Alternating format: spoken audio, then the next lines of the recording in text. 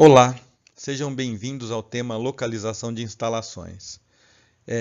Nesse conjunto de slides que eu apresento a seguir, eu disponibilizei áudios com o objetivo de explicar acerca dos conceitos que trataremos e também dos métodos matemáticos que usaremos para determinar a localização de instalações de produtos ou de serviços. Espero que aproveitem esses recursos e não se esqueçam, o aprendizado depende muito do esforço de cada um. É necessário realizar os exercícios de apoio, os exercícios indicados, conferir o gabarito e, em caso de dúvidas, recorrer ao professor ou algum colega que possa ajudá-lo. Boa sorte! Muito bem. Vocês já devem ter ouvido falar que estar no lugar certo, na hora certa, é um dos segredos do sucesso. No caso aqui, localizar bem uma instalação, seja ela de produtos ou serviços, também é fator determinante para o sucesso dessa empresa, não é? Então, conforme vocês podem perceber pelo texto da introdução, nós temos muitos desafios pela frente. E esses desafios serão trabalhados ao decorrer desse assunto. Boa sorte! Fatores determinantes nas decisões de localização industrial. Uma fábrica, para funcionar, ela vai depender de matéria-prima, que é oriunda de fornecedores das mais diversas naturezas, certo? Pois bem, então, quanto mais próximo a esses fornecedores a fábrica conseguir estar, ela vai ganhar em agilidade. Seus processos ganharão em agilidade, né? Porque esses recursos poderão chegar mais rápido na fábrica. Um outro aspecto é que o custo também reduz. Que custo é esse? O custo, basicamente, de transporte dos produtos para a fábrica. O custo de transporte da matéria-prima até a fábrica. Nessa mesma linha de pensamento, né, quanto mais próxima a fábrica estiver dos seus consumidores, mais fácil ela conseguirá fazer com que seus produtos cheguem até esses consumidores. Sejam eles consumidores finais, sejam eles distribuidores que vão entregar o produto ao consumidor final. Então, os dois primeiros itens, proximidade do mercado de fornecedores de matérias-primas e proximidade do mercado consumidor, são fatores determinantes. Muito bem. E a mão de obra?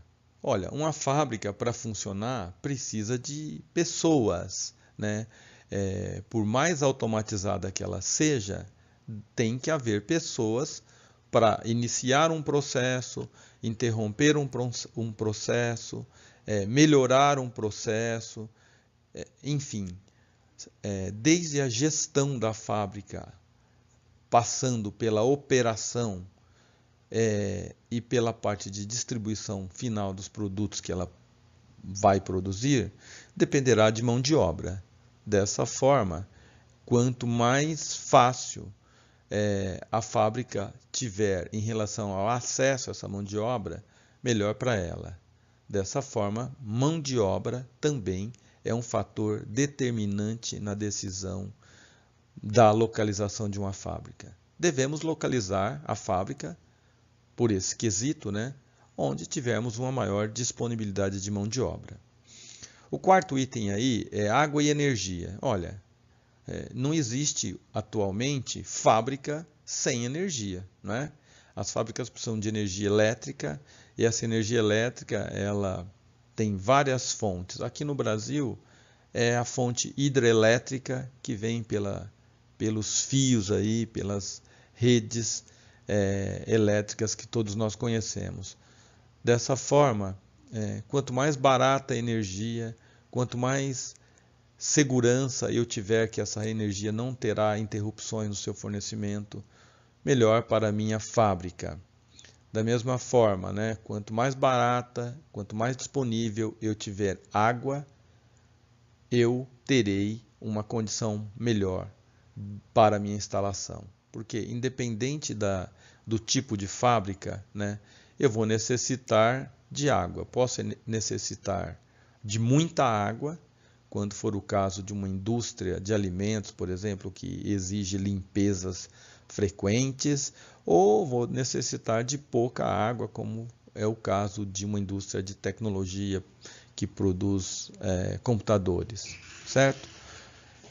Então esse quesito também deve ser sempre observado, né? Outras coisas que devem ser observadas para a localização industrial é a questão da infraestrutura local da região. Vamos pegar um exemplo aqui, estradas, né? Qualquer fábrica que eu for montar para produzir qualquer tipo de produto, né, eu vou precisar de acesso às pessoas, os fornecedores, vão precisar chegar até a minha fábrica. E depois a matéria-prima precisa sair da minha fábrica para chegar até o mercado consumidor.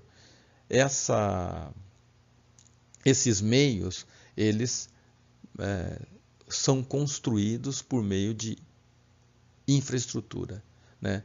Pode ser rodovias, ferrovias, aeroportos, né, hidrovias, tudo isso está no conjunto de recursos que classificamos como infraestrutura necessária para um país dar condição para a produção industrial. E finalizando aqui, sabemos que existem impostos de ordem federal, estadual, municipal, tá certo? Então, se um município quer incentivar a produção na sua área, o prefeito tem condição e tem autoridade para reduzir a quantidade de impostos municipais para aquela empresa. Da mesma forma, o governo pode fazer a nível de estado, o governo estadual, e o presidente pode fazer a nível nacional. Bom, então, quando eu vou escolher um local para localizar uma indústria, incentivos fiscais também são fatores, né, que devem ser levados em consideração. Obviamente, existem outros fatores, né, que devemos considerar. Todos aqueles fatores que vão impactar na instalação, na operação da minha fábrica, da minha indústria, devem ser considerados.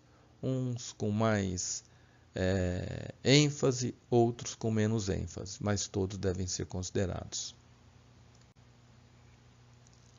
Fatores determinantes nas decisões de localizações de serviços, né? Diferente das fábricas e indústrias, né? Os serviços estão localizados, na grande maioria, dentro dos grandes centros, nas cidades. São eles, né? Cabeleireiros, restaurantes, serviços de saúde como hospitais, clínicas, tudo isso. E se eu tenho a intenção de montar um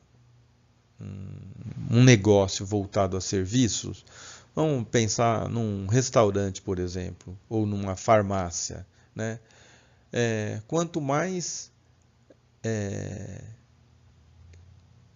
clientes eu estiver próximos a mim, melhor. Eu vou ter uma demanda maior e a probabilidade de eu vender mais os meus serviços a probabilidade será maior. Em relação à concorrência, né? Obviamente que eu posso pensar assim, olha, eu quero ficar isolado numa área, porque aí toda a demanda daquela área será canalizada somente para mim. Esse pensamento é correto. Então, analisando por essa ótica, quanto menos concorrente eu tiver por perto, melhor para mim. Obviamente existem situações que fogem um pouco desse tipo de de lógica, que é a seguinte, né? Você imagina um restaurante, só para ficar no exemplo, dentro de um shopping, lá na praça de alimentação. Nesse caso, eu tenho muitos concorrentes próximos a mim, mas isso não é ruim. Aliás, estar numa praça de alimentação de um shopping é uma boa opção, né, para alguém que quer montar um restaurante. Ali vão circular muitas pessoas e se eu tiver um bom produto, eu certamente terei demanda, né? Eu devo considerar também, quando eu for localizar um serviço, facilidades para o consumidor. Facilidade de estacionamento, facilidade de segurança, facilidades de outros serviços como internet, por exemplo, que hoje em dia é uma coisa bem requisitada, né? Wi-Fi gratuito, ar-condicionado e coisas parecidas. Todas essas facilidades são apreciadas pelos consumidores e podem ser fator de sucesso para o seu serviço. Um outro item também que eu nunca devo esquecer, né, é a mão de obra. Para escolher um determinado local, eu tenho que lembrar que eu vou precisar de pessoas para executar os serviços que a minha localização, que meu negócio ali vai exigir. Então, mão de obra especializada para aquele serviço que eu estou querendo montar será fundamental que se tenha disponível no local. Métodos para a determinação do local onde se instalar. Imagina uma situação onde eu tenha que instalar uma fábrica no estado de São Paulo. Então, como vocês podem ver aqui nesse mapa, né, eu vou circular aqui mais ou menos o estado de São Paulo, né, de modo que vocês possam ver do que eu estou falando. Você veja que é uma região bastante grande, né, e com características bem distintas, né? Se eu pegar aqui a região de São Paulo, da Grande São Paulo, eu vou ter, obviamente, uma quantidade muito grande de pessoas, de mão de obra especializada, de outras cidades grandes próximas. São as facilidades, mas eu vou ter impostos mais caros, custo de aluguel de galpão mais caro, custo de terreno, custo de construção, diferentes. Se eu escolher uma cidade aqui, ó, sabe por que eu vou escolher bem aqui para comparar? Porque bem aqui onde eu coloquei esse ponto, ao lado de Jales, fica a cidade que eu fui criado, Urânia. Então eu tenho São Paulo e Urânia para escolher, né? Urânia é uma cidade que tem população em torno de 9.000 habitantes, baixa qualificação profissional das pessoas comparadas com São Paulo, né? Porque São Paulo tem muito mais gente, mais escolas, muito mais recursos, mas aqui provavelmente custo do terreno é bem mais barato, a mão de obra é mais barata, eu consigo que as pessoas pagar menores salários lá, os impostos são menores, né? Então eu tenho duas possibilidades, eu posso analisar outras possibilidades também. Se eu quiser montar aqui perto de Franca, um polo que a gente sabe industrial para calçados, se eu quiser montar aqui na região de Avaré, né? Então, como que eu vou fazer para escolher o melhor local? Vou usar o primeiro método, o método do centro de gravidade. Então, o método do centro de gravidade se baseia em distâncias de um determinado ponto, custo de frete e quantidade transportada. Eu tenho que ficar atento a esses três parâmetros. Quando eu tiver um mapa, eu posso determinar a distância com base no plano cartesiano, que é um plano imaginário, né, que tem origem 0, 0 no cruzamento do eixo X, que é esse eixo aqui, com o eixo Y, né?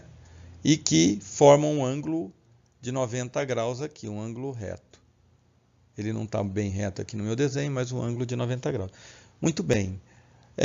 Só para exemplificar, no caso de desenhos em mapas, se eu quiser achar a distância, eu pego esse ponto aqui, então, onde eu estou reforçando aqui, é o ponto 0, 0, 0 na horizontal no X e 0 na vertical no Y, e aí eu vou determinar as distâncias. Por exemplo, vou fazer um desenho aqui, um exemplo, né? Presidente Prudente. Como que eu faço para saber a distância de Presidente Prudente? Eu tenho que colocar a régua aqui e determinar a distância nessa direção para ver quanto que dá, tá? Suponhamos que aqui tenham dado 4 centímetros.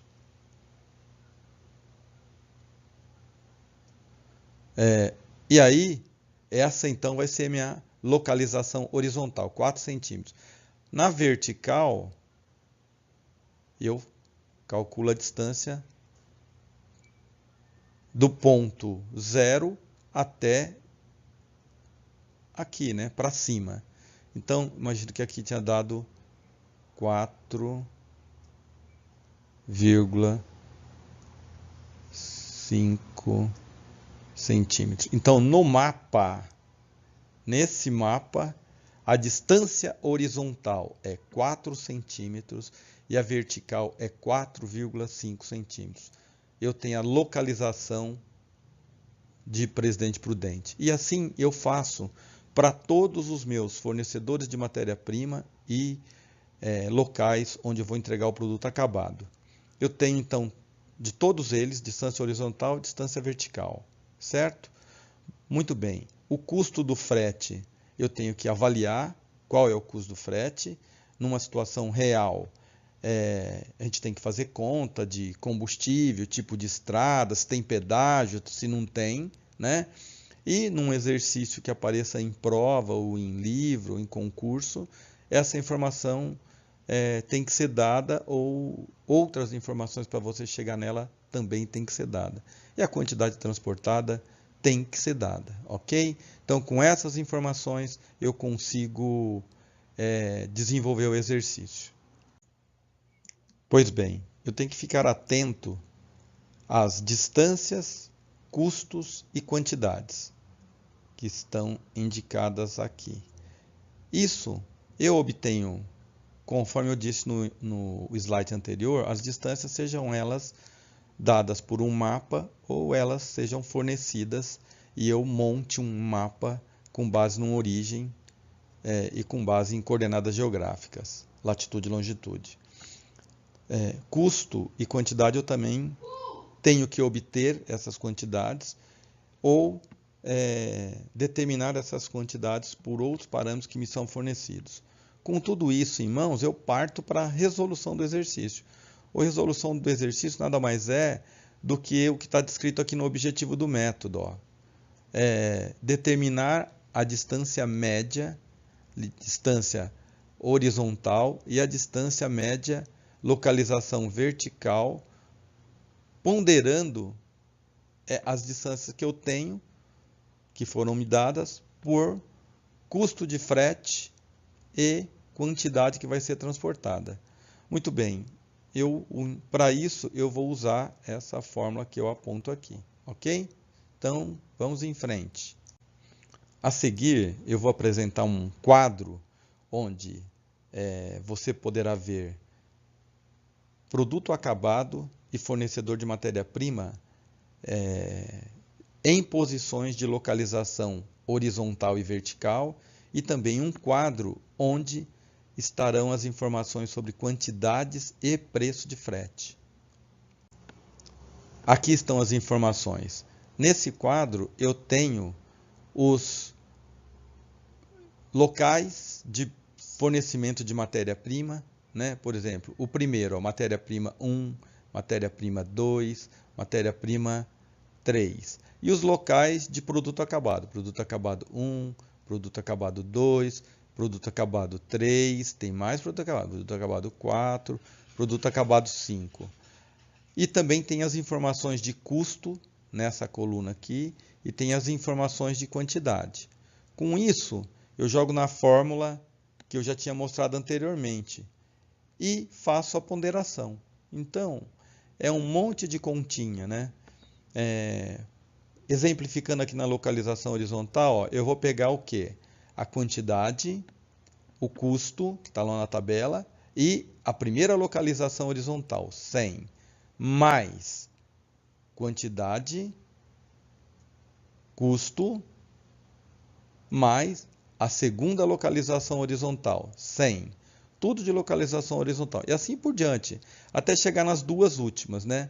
Que são 250, quantidade, custo 4, localização horizontal 100, mais a última, 50, quantidade, custo e localização horizontal.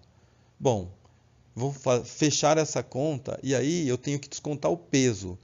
O peso que eu usei para tirar a média da localização horizontal foi quantidade e custo. Então, divido de novo, ó, quantidade, custo, mais quantidade, custo, mais quantidade vezes custo, e assim sucessivamente até chegar na última quantidade vezes o custo. Então, eu vou ter um resultado do somatório da quantidade vezes o custo vezes a localização horizontal em cima, e embaixo um somatório da quantidade vezes o custo. Dividindo um pelo outro, eu vou chegar numa localização horizontal de 285,7 quilômetros, não é? Então, conforme eu disse para vocês em sala, esse método, quando eu faço essa conta, se eu cometer algum erro grosseiro, eu consigo verificar se eu errei. Porque, olha, eu cheguei a 285,7. Se eu fiz uma média das localizações horizontais, onde o menor valor é 100 e o maior valor é 500, eu jamais poderia ter menos de 100 ou mais de 500. E assim, para a localização vertical, funciona da mesma maneira, né? No caso da localização vertical, eu não posso ter também menor que 100 e maior que 500. Fazendo as contas, eu percebo que os dois deram dentro dos limites. Não significa que já estão certos, eles estarão certos se as contas estiverem certas, e nesse caso aqui elas estão, por isso eu consegui determinar a localização horizontal e a localização vertical. Bom, o método dos momentos, ele é semelhante ao do centro de gravidade, porém, aqui eu tenho locais pré-determinados, né? Ou seja, eu tenho que escolher um dos locais que são pré-determinados, que na prática seriam cidades, né? Para eu localizar minha instalação. E eu vou determinar qual é essa cidade com base no custo também de transporte e quantidade a ser transportada. A localização que me der um menor custo é aquela onde eu vou escolher, obviamente. Muito bem, então, para exemplificar o método dos momentos, vamos apresentar um mapa aqui. O que tem nesse mapa? Eu tenho 4 locais, A, B, C e D. Os locais e as toneladas que cada um desses locais vão participar na minha produção estão destacados em azul. E as distâncias entre eles estão destacados em vermelho. A quantidade está em toneladas e a distância está em quilômetros. Muito bem. Como é que eu faço? Então, vou fazer primeiro para o local A. Suponha que eu escolha o local A e para ser a minha fábrica, e se eu fizer isso, eu vou ter que transportar o que está em B, o que está em C e o que está em D para o local A, né? Então, vamos lá. Ó. Se eu... o custo, desculpa.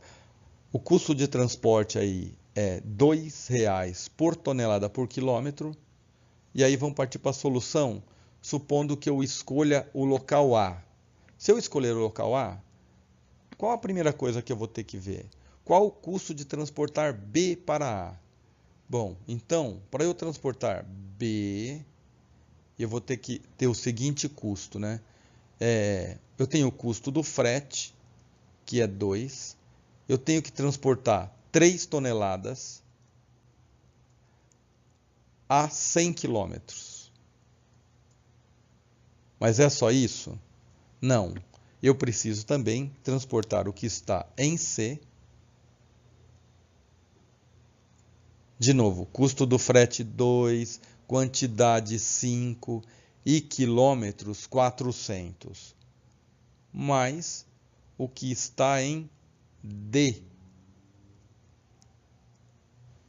O que está em D, o custo do frete é 2, a quantidade é 5 e a menor distância é 200.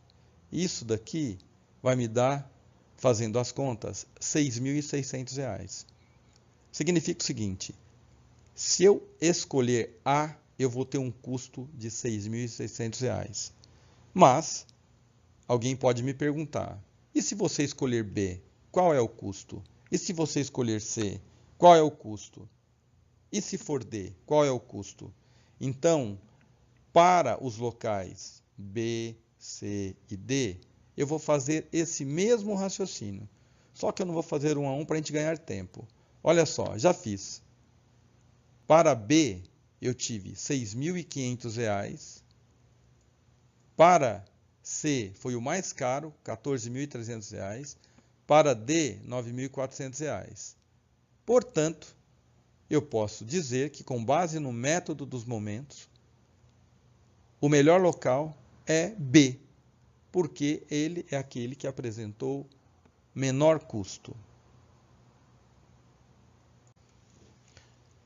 O método do ponto do equilíbrio, ele pode usar gráficos, né? Como pode também ser desenvolvido com o uso de equações.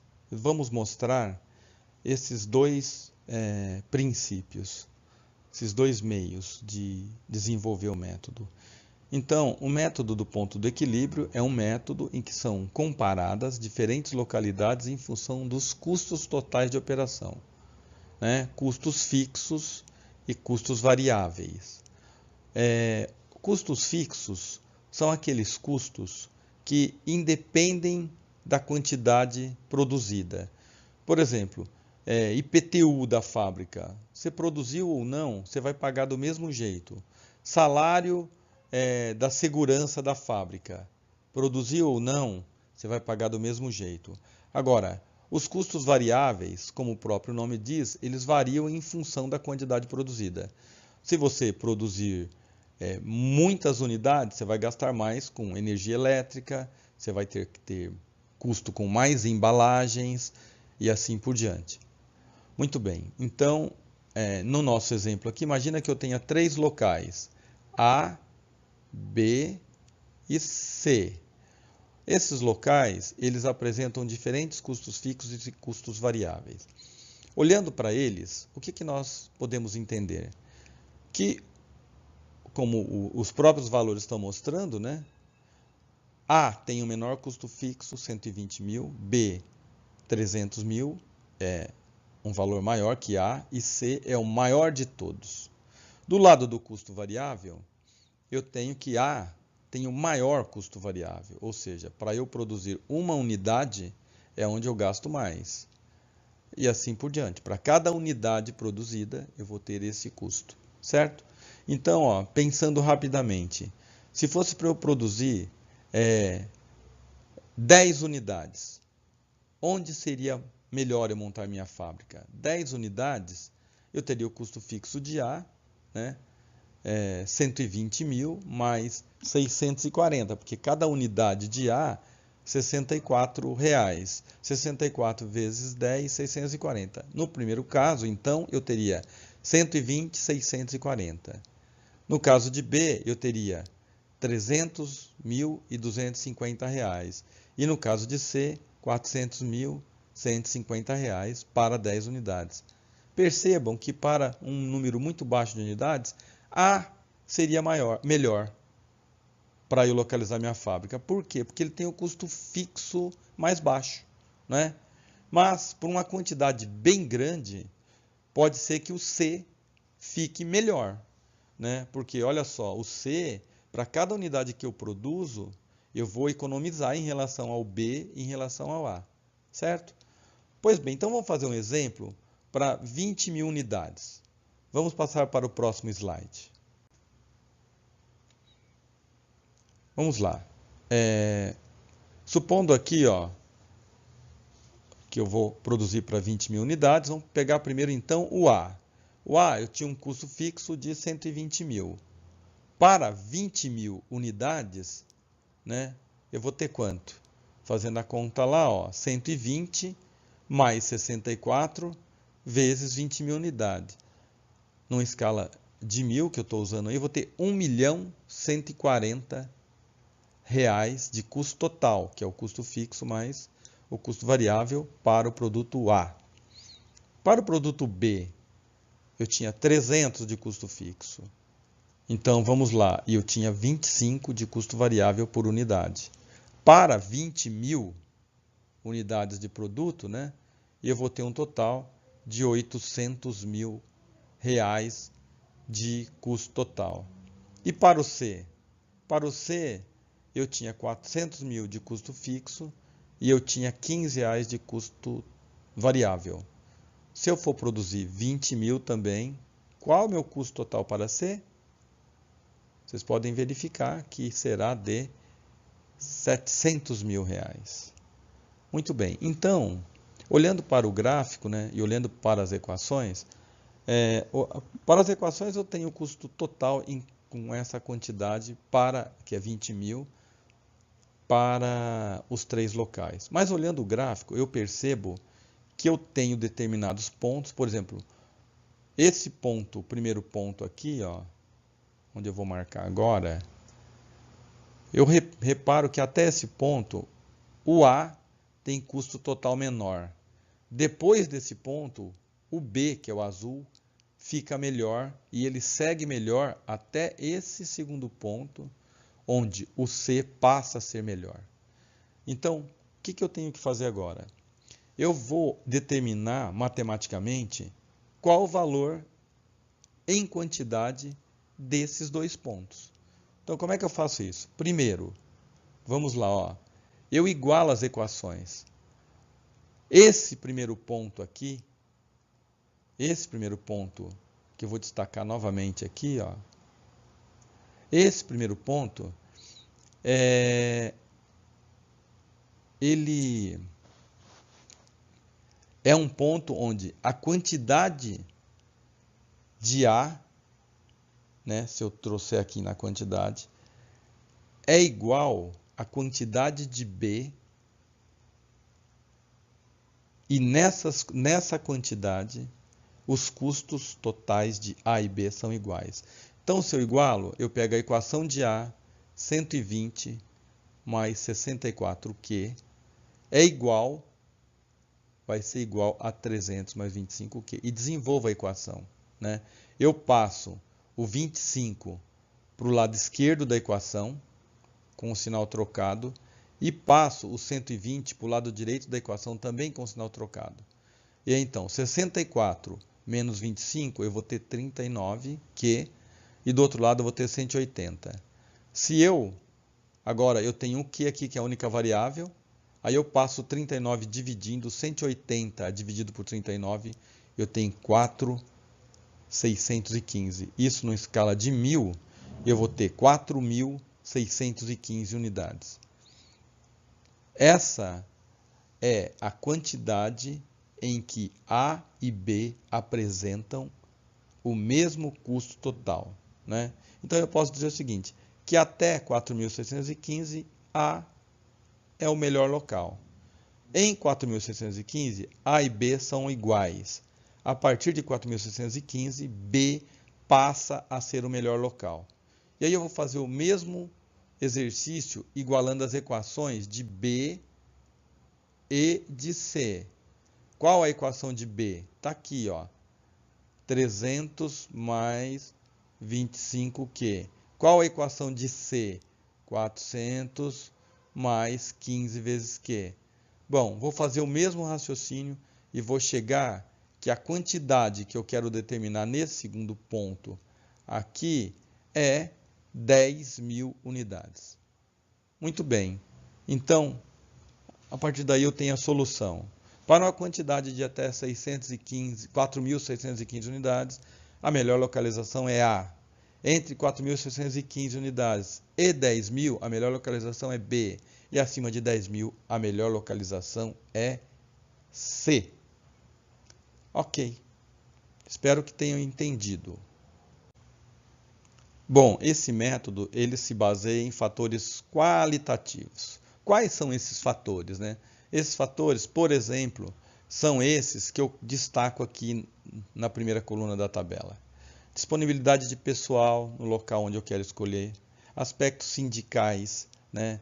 Os sindicatos às vezes dificultam a operação das fábricas porque dão mais poder aos funcionários para discutir jornada de trabalho, discutir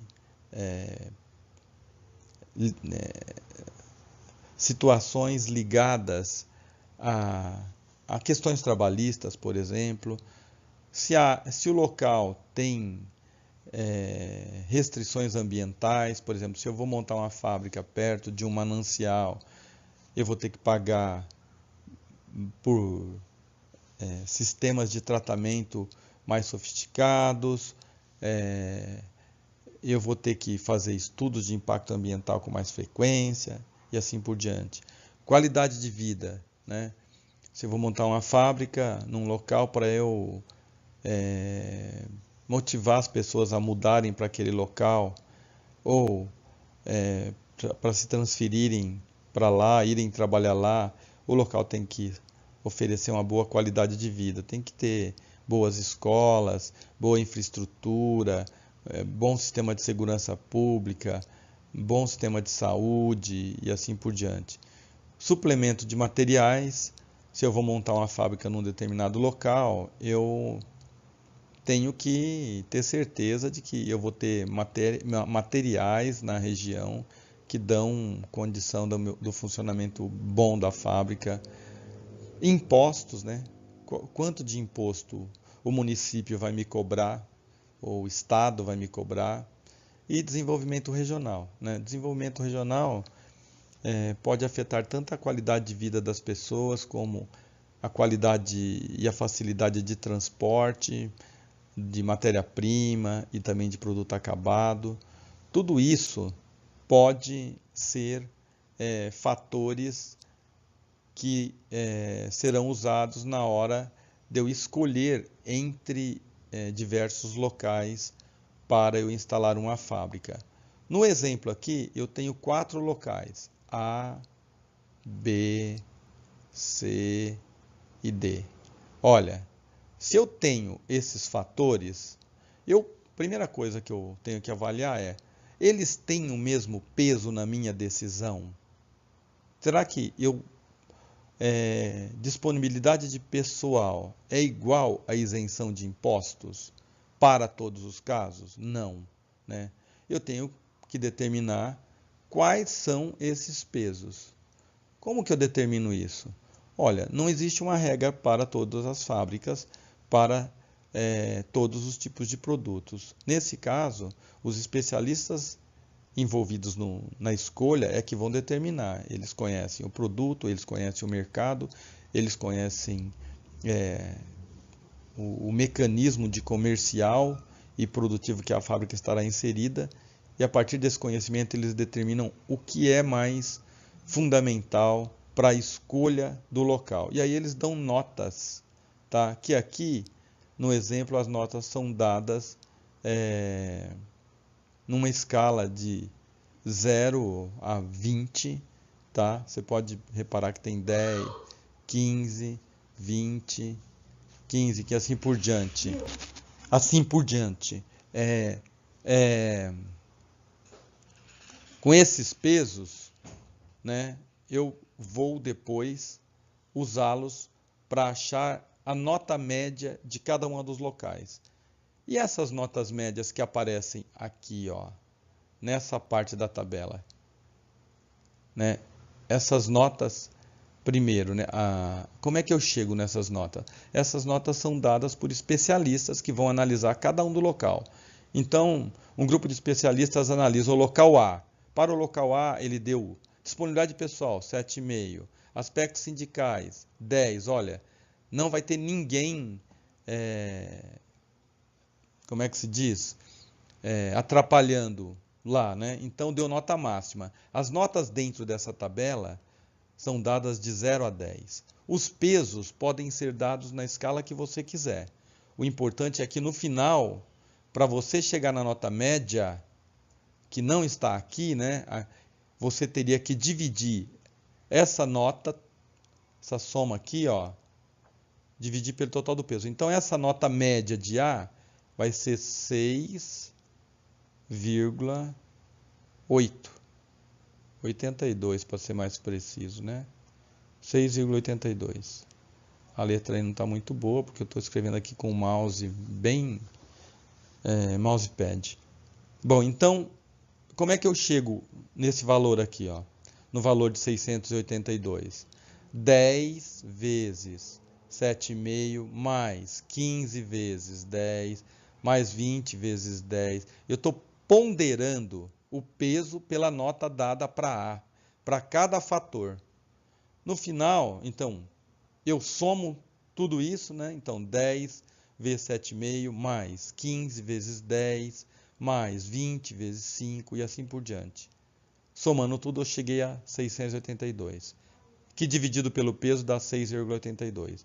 No caso de B, eu vou somar 10 vezes 8, né, mais 15 vezes 5, mais 20 vezes 7,5, mais 15 vezes 8 e assim por diante.